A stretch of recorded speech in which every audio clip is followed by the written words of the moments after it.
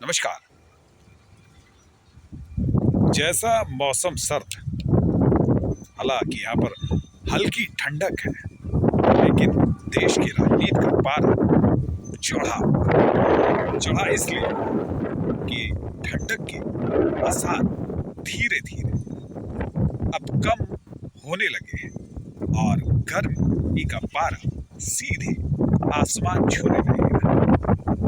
मकर संक्रांति के बाद कुछ दल अपनी स्थिति तय करेंगे, कुछ सीटों का बंटवारा होगा और कुछ पर लोग चिन्हित होंगे।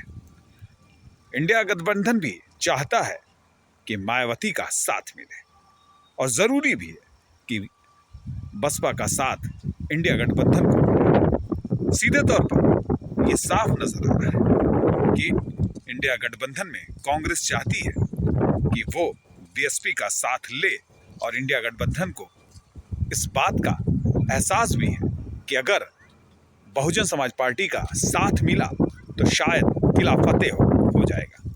और मैं भी यही कहना चाहूँ कि अगर इंडिया गठबंधन मायावती को प्राइम मिनिस्टर ऑफ भारत घोषित करे, प्रधानमंत्री पद का दावेदार घोषित करे, तो चुनाव कुछ और होगा और शायद इस रणनीति का फायदा पूरे देश में होगा, क्योंकि देश को भी एक दलित प्रधानमंत्री मिलेगा और 20% का एक बड़ा हिस्सा, दलित हिस्सा, वो उनके खेमे में चला आएगा और खेमे के साथ एक नई राजनीति की इबारत शुरू होगी। और यही चाहिए कि अगर उनको 2024 में भारत से अगर बीजेपी को हराना है, देश में की सत्ता पर काबिज होना है, तो मायावती से ज्यादा मुफीद चेहरा कोई और नहीं है। और चाहिए भी, क्योंकि वक्त का दौर यही कह रहा है कि मायावती को prime minister of India project करना चाहिए और ये देश की जरूरत है, क्योंकि उनके साथ महिलाओं की अस्मिता का भी सवाल जुड़ा रहेगा और खासकर दलित चेहरा देश की राजनीति में पहली बार प्रधानमंत्री बनेगा। और शायद ये भी होगा कि जिस तरह से डॉक्टर बाबा साहब भीमराव अंबेडकर को लोग मानते हैं, वही चेहरा मायावती में भी लोग नजर करने लगेंगे। अब यही सीधा सा वाकया है, क्योंकि अब वाकया पॉलिटिक्स का है। हालांकि समाजवादी पार्टी और बसपा के रिश्ते तल्ख हो रहे हैं, जुबानी जंग तेज है, लेकिन जुबानी जंग तेज होने से ये कुछ नहीं होता, बल्कि दोनों को जुबानी जंग एकदम कम कर देनी चाहिए। इससे पहले भी मैंने कल इस एक वीडियो में इस बात को कहा था कि दोनों को जुबानी जंग तेज कर आत्मीय रिश्ते ढूंढने की कोशिश करनी चाहिए, क्योंकि वक्त बीजेपी को हराने का है। अगर वो वक्त से पहले अपने को हारा महसूस करेंगे, बीजेपी को बाहर की सत्ता का रास्ता नहीं दिखाएंगे, तो उनके लिए मौजूदा वक्त हमेशा की राजनीति के लिए बहुत पेचीदा होता जाएगा।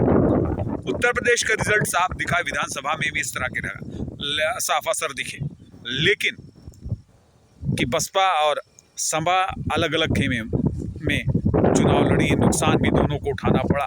कुछ को सीटें मिली, कोई नेता प्रतिपक्ष तो बन गए अखिलेश यादव, लेकिन देश की सियासत के लिए अभी बहुत कुछ सीखना जरूरी है और बहुत कुछ साथ लेना भी जरूरी है। इसमें साथ लेने की भूमिका में उन्हें भी चाहिए कि नम्र होकर वो भी मायावती के दरवाजा खटखटाएं, दस्तक दें, तब जाके हो सकता है कि आत्मीय रिश्ते बने, कि जिस तरह से उन्होंने 2019 में एक रिश्ता बनाने की कोशिश की थी, वो रिश्ता बनाने की कोशिश करें।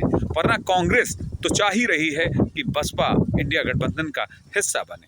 हालांकि मायावती जी ने भी इस तरह के गठबंधन पर अभी कोई बात सामने मुखर होकर नहीं कही है, और इससे ये लगता है कि अभी भी उनके दिल में कुछ आस जगी हुई है और वक्त के साथ उनको भी राजनीतिक एक हैसियत की ज़रूरत है और शायद इंडिया गठबंधन के लिए मुफीद रास्ता है। और इंडिया गठबंधन को भी चाहिए कि अगर मायावती को वो सीएम से लेकर पीएम प्रोजेक्ट करेंगे, माफ़ करिएगा, कि पीएम प्रोजेक्ट करेंगे, तो शायद देश की राजनीति में कुछ अलग तरीके का एक नया रिश्ता बन जाएगा। और दूसरी बात है कि जो भी छोटे घटक दल हैं और भी दल हैं, वो दलों को भी अब इस बात को कहने का मौका मिल जाएगा कि हमें उनको भी उनकी महत्वाकांक्षा पर एक विराम लगेगा और वो भी उनके समर्थन में खड़े हो जाएंगे। अब ये इंडिया गठबंधन को तय करना है, हालांकि सियासत का ये पहलू बहुत चमकदार होगा। धन्यवाद।